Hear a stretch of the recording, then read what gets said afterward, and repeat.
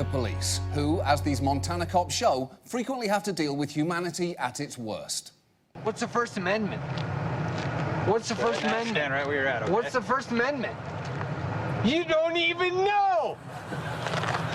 Ha! Constitution! All right, come on. Yeah, Fred, come on. yeah, Constitution. Have a seat. Read it and live by it. Let's have a seat in the back of the car. Have a seat.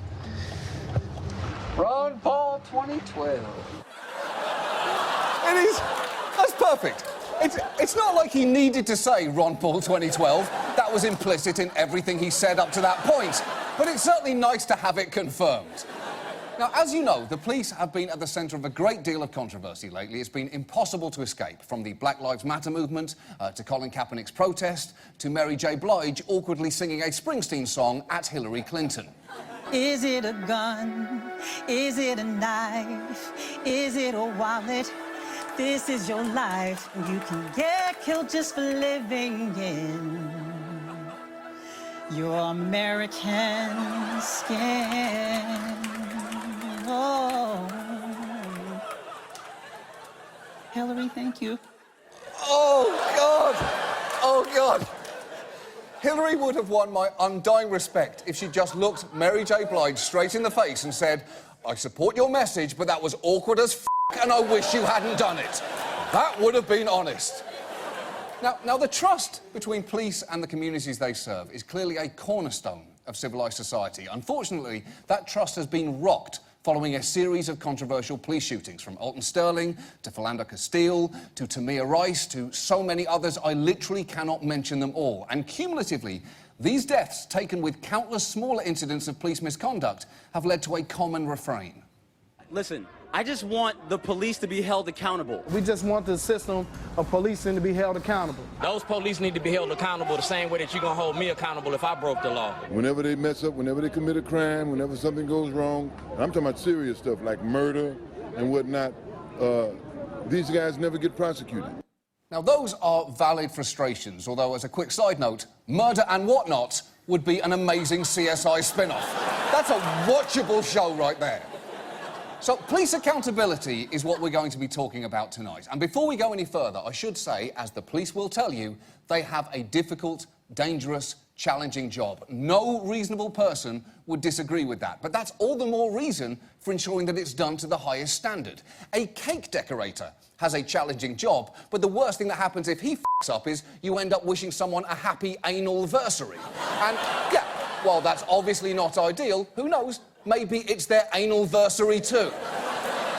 The police will also argue that what they have is less an institutional problem than it is an individual one. There's been some bad apples out there. I think that, but I don't think that that is indicative of the entire police department. Yeah, you got bad apples, but you got bad apples in every occupation. Just like any business, you're going to have some bad apples. They're out to protect you, and that's what policing's about. Are there bad apples? Yeah. OK, that is a weirdly blasé attitude, because bad apples can erode trust fast. Snow White wasn't afraid of apples before she took a bite out of that one really bad one. But I'm telling you, the next time an old lady comes at her with a piece of fruit, Snow is going to get the f*** out of there. And that argument, it's just a few bad apples, has some real problems. For a start, it doesn't address bad laws and policies that good officers are made to enforce, which we've touched on multiple times before. Criminal justice is kind of our show's signature bit. It is to us what assessing the shape of your poop is to Dr. Ross. Also, you can't claim there's just a few bad apples when no one knows exactly how many there are. There are nearly 18,000 different police departments in America, and they are not great about reporting or sharing data. In fact, even some surprisingly basic questions are hard to answer, as the head of the FBI admits. We can't have an informed discussion because we don't have data. People have data about who went to a movie last weekend, or how many books were sold, or how many cases of the flu walked into an emergency room, and I cannot tell you how many people were shot by police in the United States last month, last year, or anything about the demographics. How is that possible? We have numbers for almost everything. We have ratings for how many people watched Jeremy Piven in Mr. Selfridge. The government even tracks how many people are killed by falling TVs each year. A number surely inflated by people who were watching Mr. Selfridge and said, I choose death, and then pulled the TV down on top of them. In fact, the best numbers on police misconduct come from a researcher named Philip Stinson, who accumulated over a decade's worth of data by setting up 48 Google alerts in 2005. Google alerts! And his stats are truly chilling. Out of thousands of fatal police shootings since 2005, only 77 officers have been charged with murder or manslaughter, and to date, only 26 have been convicted. And while the truth is, many police shootings are justified, 26 seems suspiciously low. So how can that be the number? Well, broadly speaking, most investigations of police misconduct face a few obstacles, and the first one is big. Misconduct is often investigated internally by an officer's colleagues, which does not inspire confidence. Although if you listen to the police chief in Bakersfield, California, the system is just fine. You're absolutely confident that that structure of review is entirely impartial? I am. These guys are experts in the field. But they're also part of the department they're investigating. They have hundreds of years of law enforcement experience combined, and so I have the utmost confidence in these individuals. Here's the thing there. Combined experience is not a thing that automatically makes you do a better job. Our staff has a combined 347 years in television, and that doesn't mean we won't just throw a load of raisins on a desk and call it entertainment. And unsurprisingly, the DOJ has consistently found flaws with internal investigations. In Cleveland, investigators admitted they intentionally cast an officer in the best light possible when investigating a use of deadly force. And in Miami, investigations took so long that at least 2 officers shot and killed a suspect while still under investigation for a previous shooting. And there should never be a second one of anything before you figure out whether the first was justified. Call it the Dolphin Tail 2 rule. How is there a second one of these? I thought Harry Connick Jr. ate the dolphin at the end of the first one. I don't know for sure, I haven't seen it, but no one has, and that's the f***ing point. And in Baltimore, the DOJ report included the story of Joe Crystal, a detective who had reported 2 fellow officers for alleged excessive force and was labelled a rat, with one colleague leaving pictures of cheese on his desk, which is almost charming, until you learn how far some others went. He found himself cut off. He says he didn't get backup in dangerous situations. Someone even left a dead rat on his windshield. It was like their way of telling me, you don't belong here. This is what we think of you. Ouch. Leaving a dead rat on an officer's windshield is definitely hostile, unless, of course, that officer is a police cat. In which case, it means, welcome to the force, Whiskers. We're lucky to have you. Enjoy the rat. But police accountability doesn't just suffer from an unwritten code of silence. That code can be enshrined within state laws or union contracts as well. For instance, one reason it can be hard to spot problem officers is that in many jurisdictions, policies allow disciplinary records to be destroyed. In Baton Rouge, a sustained complaint can be stricken from your record after just 18 months. And in Mesa, Arizona, when a journalist started demanding records, a police chief actually made an internal video reminding his officers that there was a way for them to clean up their past. I don't want anybody to have to relive a problem that's already been adjudicated, that they've already been disciplined for, that has already seen the scrutiny in the public eye. So purge your files according to policy. Make sure that the things that you don't want in there aren't in there. That seems wrong. You should not be able to erase parts of your past that are damning. This is an official police file, not a Volkswagen corporate history that somehow starts after World War II. Yeah, Nazi colours. The choice of the Nazis. And deleting records is not an officer's only option to escape their past. Sometimes, after an incident, they'll simply resign and move to another police department. This happens so much, people in law enforcement call them gypsy cops. In South Carolina, a TV station looked into one officer who'd spent a total of 9 years on the job, working for 9 different departments, 3 of them in just 1 year, and in one case, he left in spectacular fashion. Deputies believed Yarbrough's driving ability was compromised, and they said they discovered a half-empty bottle of rye whiskey and a baggie of assorted pills in his patrol cruiser. According to the state records, Yarbrough said, "I'm not taking no drug test. I guess I'll resign." Holy shit! I'm not taking no drug test, I guess I'll resign, is a sentence you do not want to hear from a police officer. It's barely appropriate coming from a roadie leaving Aerosmith. And gypsy cops have been involved in tragic incidents. In the Tamir Rice case, the officer who shot the 12-year-old had been in the process of being fired from his previous job before resigning.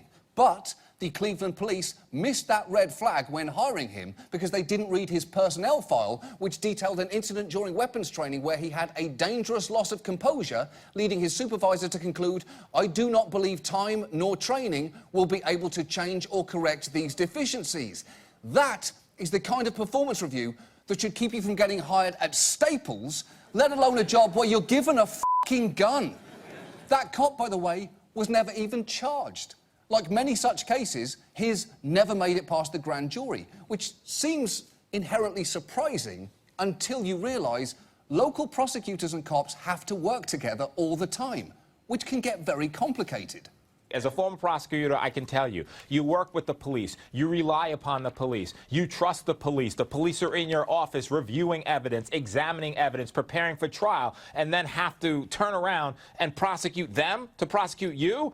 Exactly. For a prosecutor to go after a cop they work with is incredibly awkward. I can't think of anything more inherently awkward other than, of course, this.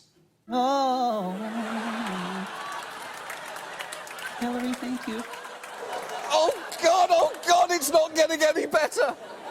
Nothing in Hillary's life has ever been more awkward than that. And think about what a high bar that is. And even when cases go to trial, officers have a major advantage, which is that juries tend to have a natural predisposition to trust them. Police officers truly get a presumption of innocence, whereas most criminal defendants don't come in with any presumption of innocence. You're swimming upstream. Usually a judge will toss the case at a preliminary hearing, or a grand jury will refuse to indict, so you never even get to trial. And jurors just do not come in with any belief whatsoever that officers can commit a crime. They just don't. It's true. Many people see a police uniform and automatically think trustworthy. Unless, of course, it includes a sleeveless shirt and a boombox, in which case they think stripper, and sometimes, wait, Jim from middle school? And under the law, the police generally have a certain amount of leeway regarding lethal force, meaning that fatal shootings can be considered legal even if they are unnecessary or disproportional. There is even a shorthand for such cases. It's lawful but awful, which I believe is also the legal definition of Woody Allen's marriage. I think that's it. Who are you angry with here? Put the booze back in your pocket. And on top of all this, officers can bring in expert witnesses who can present nearly any situation as a potential threat. Take Dr. Bill Lewinsky, who runs something called the Force Science Institute. For years, he has testified on behalf of police officers. Here he is providing a rationale for why it may be okay to shoot someone that has a knife. Knives can actually be more dangerous than a gun. They don't have to be reloaded. They can be used at close distance. We know that a stab from a knife, or a stab or a cut, can be extremely quick. Hey, come on. That is not the motion you make when you are stabbing someone. That is the motion you make when you are a teenage magician finishing a trick.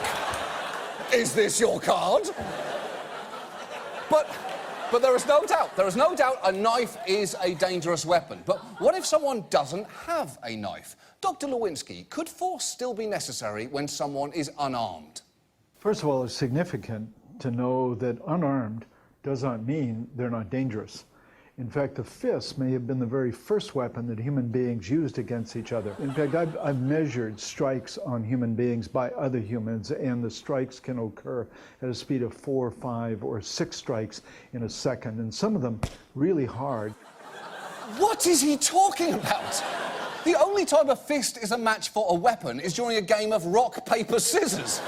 And even then, it can be defeated by paper for reasons which make no sense to me whatsoever.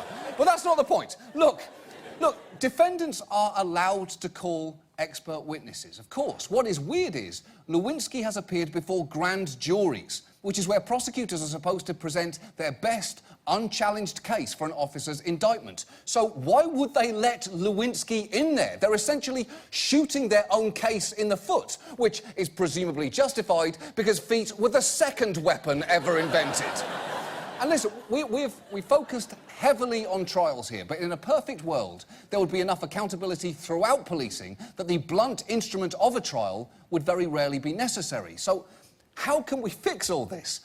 Well, for a start, now, body cameras have increased transparency and trust in many places. In Rialto, California, after just 1 year of using them, the number of complaints filed against officers fell by 88%, and the use of force dropped by around 60%. And when Baltimore's trial run of a body camera program ended, their police commissioner begged for their return. Police officers want cameras. I think this is just a moment where everybody wants cameras. I was speaking to some folks just before we came in here, and apparently we had a couple police officers who were turning in their body-worn cameras, and they were asking, you know, when can we get these back? Right, and these cops aren't M. Night Shyamalan. If they plead with you to let them have a camera again, you should give it to them. Give it to them. And body cameras are obviously just one solution. Other cities have tried requiring officers to file separate reports every time there's a use of force, or they've used early intervention systems to try and spot problem officers, or they've brought in outside prosecutors to handle controversial cases. The problem is, police unions fiercely fight any attempted reforms. Just listen to James Stewart, head of the biggest police union in Newark, where the DOJ found that 3/4 of police stops had no legal justification. To listen to him, if anything, the police are being too scrutinized. I don't know where the problem started, but there is an animosity or a lack of trust. You know, as soon as there's any sort of physical force exerted by a police officer, everybody's got their cell phones out. You know, they want to catch us doing something wrong. When you got the cop out there in the street facing all this negative opposition day in and day out, does it come a point when the police officer's going to say, hey, you know what? Maybe he doesn't have to go to jail. Yeah, maybe I'll take the path of least resistance. Maybe I'll put the blinders on as I'm driving by the corner where the 10 guys are hanging out. OK, there is a lot to unpack there. First, throwing a tantrum and threatening not to do your job because you faced public criticism is pretty childish. You think Steven Seagal gave up on his movie career just because people said mean things? Of course not. Just this year, he starred in End of a Gun, The Perfect Weapon, The Asian Connection, Code of Honor, and Sniper Special Ops. Why? Because he's a f***ing professional, that's why. And he commits to his job. But more importantly, when you say you might ignore 10 people hanging out on a corner, yeah, maybe do that, because that's not typically a crime. In some cases, 10 people on a corner is just a f***ing yard sale. Still, for many people, Stewart's argument that, you know, for police to be effective, they need to be given broad leeway to use force is very appealing. It's especially appealing for those of us who, for whatever reason, are fairly confident that that force won't be applied to them. But it is worth looking at the actual cost of that trade-off, because a lack of trust in police accountability leads to a lack of trust in police. And we now have reached the point where there are schools who host classes like this one to teach kids how to safely interact with law enforcement. I want you to repeat after me. I want you to say, officer. Officer. Am I free to go? Am I free to go? One more time. Officer. Officer. Am I free to go? Am I free to go? The hope is, with this simple advice, teens can protect their rights and maybe their lives. That is so f***ing depressing. Especially when you realise that that's probably the only class where nobody will raise their hand and say, when are we ever going to use this? And when you see something like that, it makes it hard to buy in when someone dismisses police misconduct issues like this. They're out to protect you, and that's what policing's about. Are there bad apples? Yeah. Yeah, but here's the thing about that. The phrase isn't, it's just a few bad apples, don't worry about it. The phrase is, a few bad apples spoil the barrel. And we currently have a system which is set up to ignore bad apples, destroy bad apples' records, persecute good apples for speaking up, and shuffle dangerous, emotionally unstable apples around to the point that children have to attend f***ing apple classes. You cannot look at our current situation and claim that anybody likes them apples.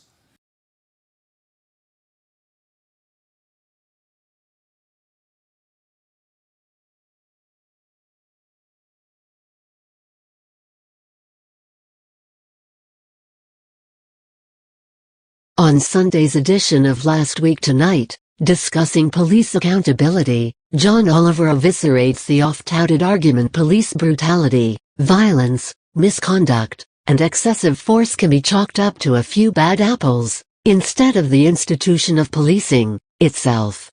Sprinkling customary wit throughout, Oliver aptly explains why the bad apple explanation not only dismisses the very real dearth of accountability amid increasingly inexplicable uses of excessive force, but presents, considering the entirety of the idiom, a glaring logical fallacy.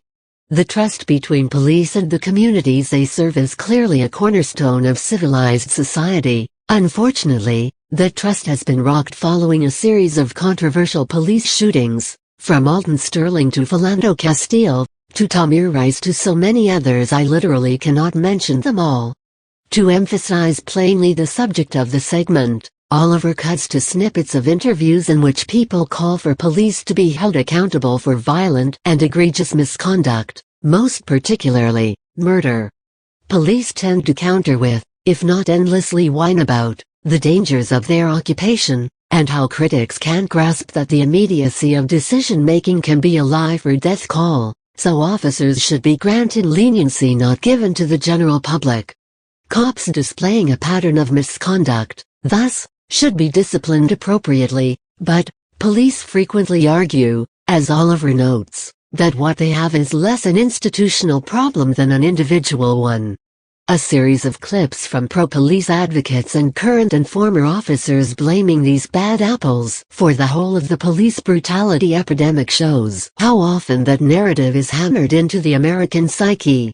However, Oliver explains, that argument, it's just a few bad apples, has some real problems. For a start, it doesn't address bad laws and policies that good officers are made to enforce. Also, you can't claim there's just a few bad apples when no one knows exactly how many there are. There are nearly 18,000 different police departments in America, and they are not great about reporting or sharing data. In fact, even some surprisingly basic questions are hard to answer, as the head of the FBI admits. FBI Director James Comey, the episode shows, previously said, "We can't have an informed discussion because we don't have data. People have data about who went to a movie last weekend, or how many books were sold, or how many cases of the flu walked into an emergency room, and I cannot tell you how many people were shot by police in the United States last month, last year, or anything about the demographics." Though not the crux of the issue, the lack of strict national requirements for reporting police killings and violent incidents undermines any attempt to effect meaningful reform. If you don't know how many people were killed or brutalized, under what circumstances, and other details, it would be impossible to determine the efficacy of any solutions. In response to absent national law enforcement data, a number of organizations, advocates, and media outlets, led by Police.net, The Guardian's The Counted, and The Washington Post's Fatal Force, for example, have tried to compile data or lists of victims through exhaustive research and voluntary public submissions. But their vastly different numbers only serve as rough guidelines, while highlighting further the enormity of the issue. As an example of these unofficial data aggregators, Oliver discusses research undertaken by Philip Stinson, who, in 2005, set up 48 different Google searches to get a handle on killings by police in the United States. Stinson and researchers from Bowling Green State University indeed found, as the Free Thought Project reported in June, on average, 3 law enforcement officers are arrested each day, around 1,100 cops every year, and, more pointedly, this is not the case of a few rotten apples. Police crimes are not uncommon. Stinson, lead author for Police Integrity Lost, a study of law enforcement officers arrested, wrote. And only a small number of officers will ever be arrested for a criminal offense. Our data directly contradicts some of the prevailing assumptions and the proposition that only a small group of rotten apples perpetrate the vast majority of police crimes. That realization, in itself, turns upside down the notion officers of the law always also uphold the laws they enforce, a prejudicial bias to authority often held by the public, and thus present in grand and criminal court juries, as Oliver also notes of Stinson's research. Out of thousands of fatal police shootings since 2005, only 77 officers have been charged with murder or manslaughter, and, to date, only 26 have been convicted. And while the truth is, many police shootings are justified, 26 seems suspiciously low. Police departments across the U.S. overwhelmingly investigate their own cases of misconduct, excessive force, and fatal shootings, a fact critics consider at best a gross conflict of interest, borne out in the conspicuously meager figures Oliver mentions. "We investigated ourselves and found we did nothing wrong" is the tragic, tongue-in-cheek, knee-jerk response those wary of police impunity employ after the initial shock of yet another questionable death by law enforcement wears off. Unsurprisingly, the Department of Justice has consistently found flaws with internal investigations. In Cleveland, investigators admitted they intentionally cast an officer in the best light possible when investigating the officer's use of deadly force. And in Miami, investigations took so long that at least 2 officers shot and killed a suspect while under investigation for a previous shooting, Oliver says, citing the studies. Some people have decried the putative good apple cops as non-existent because, if there were such a breed, they would blow the whistle on bad cops. But there are a plethora of cases where cops attempting to do just that faced persecution and worse from the thin blue line, known pejoratively as the blue wall of silence. So formidable is that blue wall, it also drives departmental policy favoring the supposed rights of officers to remain in the occupation over transparency, which would otherwise prove detrimental to the careers of misbehaving, errant cops. Police accountability doesn't just suffer from an unwritten code of silence, he continues, that code can be enshrined within state laws or union contracts as well. For instance, one reason it can be hard to spot problem officers is that, in many jurisdictions, policies allow disciplinary records to be destroyed. Officers subjected to investigations for excessive force and other misconduct often have the option of simply resigning from their department to avoid possible termination, which has led to the phenomenon known colloquially as gypsy cops, since these bad apples hop from city to city, avoiding accountability while still practicing bad behavior. Trust in police has so evaporated, in fact, a study due to be published this month in the American Sociological Review, in part, found killings and other violence by police leads to significant drops in the volume of calls to 911 in black neighborhoods. In other words, the sociologists found, as The Atlantic summarized, the whole neighborhood effect that led to many people choosing not to call 911 reflects the idea that police lose authority and legitimacy as citizens associate their actions with lawlessness and violence. In some schools with large African American populations, classes provide youth with tactics for interacting with law enforcement, in essence, how to increase their chances for surviving an encounter with a cop. And that just might be indicative. Police accountability would amount to a band-aid on an inches-long, bleeding gash. Oliver concludes the police accountability edition by shredding the absolute logical fallacy in the bad apples myth. Here's the thing about that, the phrase isn't, "It's just a few bad apples, don't worry about it." The phrase is, "A few bad apples spoil the barrel." And we currently have a system that is set up to ignore bad apples, destroy bad apples' records, persecute good apples for speaking up, and shuffle dangerous, emotionally unstable apples around to the point that children have to attend fucking apple classes. You cannot look at our current situation and claim that anybody likes them apples. Read more at http://thefreethoughtproject.com/watch-john-